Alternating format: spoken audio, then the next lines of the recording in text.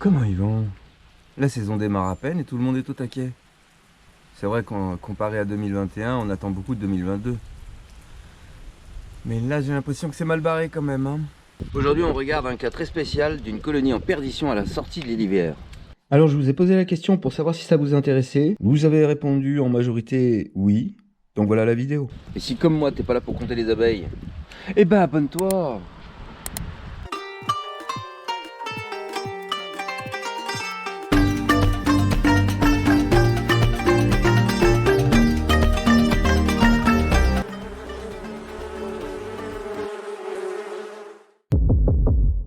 Comme vous le savez, on va aux ruches en hiver au moins une fois toutes les quinzaines pour vérifier les toits, le poids ou les réserves. Après une visite de contrôle des réserves, je trouve une colonie en nucléi qui est littéralement figée par le froid. Un petit retour en arrière. Concrètement, le 7 mars, je fais une visite de vérif des réserves car il y avait des fortes gelées.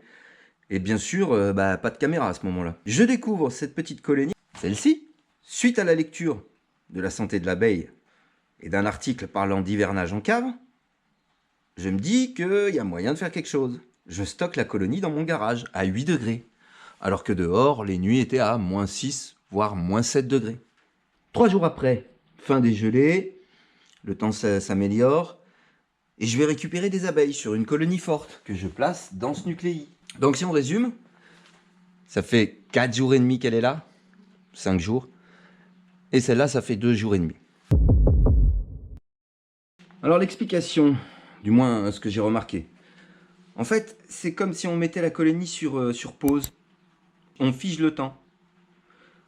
Pour cette raison, cela nous laisse l'opportunité d'adapter les actes que nous allons faire, en clair, de prendre la bonne décision. Pour moi, la population était faible. Je ne suis pas en mesure actuellement de juger la reine, puisque j'ai pas vraiment cherché de la ponte. Pour l'instant, je ne m'importe uniquement de la faible population. Car généralement, si la population est trop faible, la reine ne pond pas.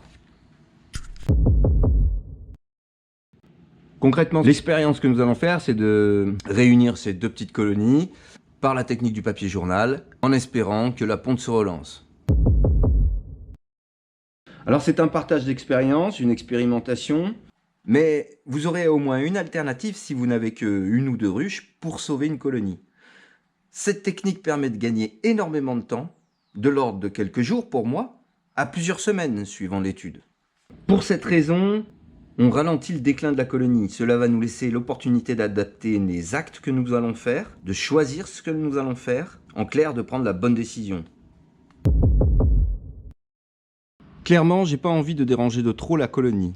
La manip va devoir être faite rapidement. J'enlève le toit, couvre-cadre, je place une feuille de papier journal, je pose le nucléi, je bouche la partie non occultée par le nucléi avec une plaque de polystyrène. C'est parti.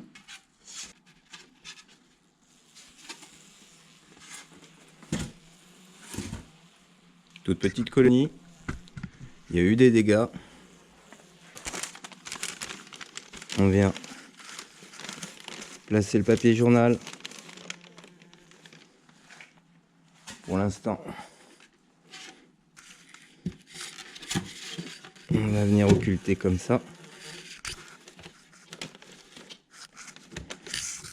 Puis on vient chercher la petite colonie pour se faciliter la vie.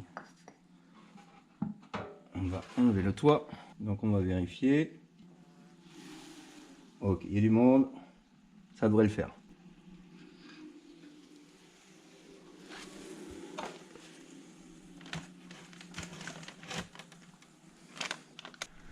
Désolé, j'ai pas trois mains, j'avais oublié.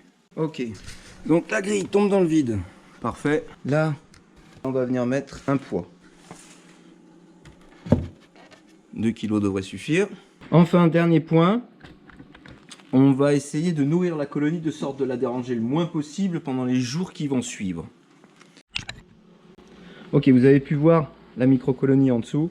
Donc je vais essayer de vous montrer la quantité d'abeilles. Bon, c'est pas énorme non plus. Alors ce qu'on peut faire, c'est percer pour qu'elle se rencontre.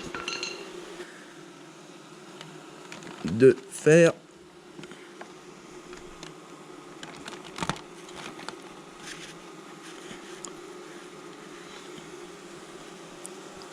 des dégâts sur la colonie d'en dessous. Donc la colonie d'en dessous est plutôt ici. Celles-ci vont aller sur le Candy et par les trous que j'ai effectués au fond du papier journal vont pouvoir rentrer et se rencontrer.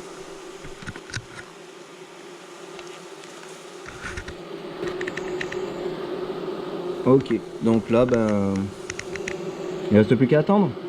Et on croise les doigts. Je vous donnerai des nouvelles.